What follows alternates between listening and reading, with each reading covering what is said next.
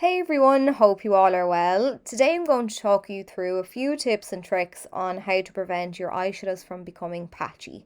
So I start with a primer. Now, prior to this step, I will always run a little bit of foundation across my lids when I'm doing my base, and this is just to get rid of any discoloration, any visible veins, pigmentation, all that jazz, just so that I have a nice blank canvas to start out on. Then I like to reach for a primer. As you know, I adore the Urban Decay Eyeshadow Primer Potion. Adding a few swipes of this just helps my shadows to go on nice and smoothly, blend nice and easily, and last all day long too. And the addition of the foundation to mute out the lid combined with that primer will also act as a barrier between our skin and the shadows, and it'll just stop the oils that our eyes naturally produce from coming through and breaking down our shadows throughout the day.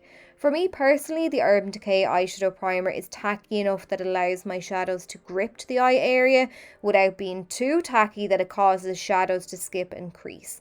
If you do have this problem with a particular primer, or if your skin is oily, mine is quite dry so it's never an issue, I'd recommend to powder the eye area slightly. Add just a nice light dusting of a translucent powder to the eye area to mattify the lid and to give your shadows a nice smooth powdery base to build on top of.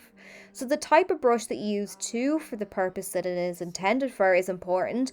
A lot of brushes are of course multi-purpose, but for instance, if you were trying to apply and blend a product in the crease, you wouldn't use a small dense brush. The smaller the brush, the more dense the bristles, therefore the more product it will apply, and then it's harder to blend that out, which can cause creasing and skipping. The fluffier the brush, the less product it will apply, and the easier then it is to fade out. So the correct brush is important for whichever step you're carrying out, and also how you hold the brush too.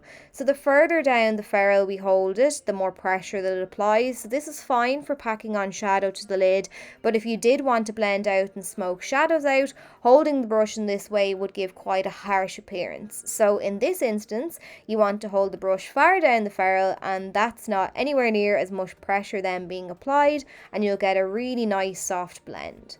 So when applying shadows, be sure to tap off any excess product. Not only will this stop you from over applying your eyeshadow, making it harder to blend and therefore increasing the potential risk of creasing, caking and patchiness, it'll also stop fallout dropping down onto your base, which can be a nuisance to clean up.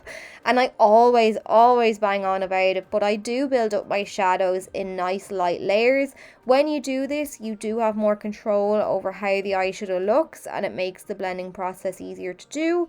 3 or 4 light layers is much easier to apply and blend out as opposed to one thick layer, and that's when shadow becomes just impossible to blend and you run into problems.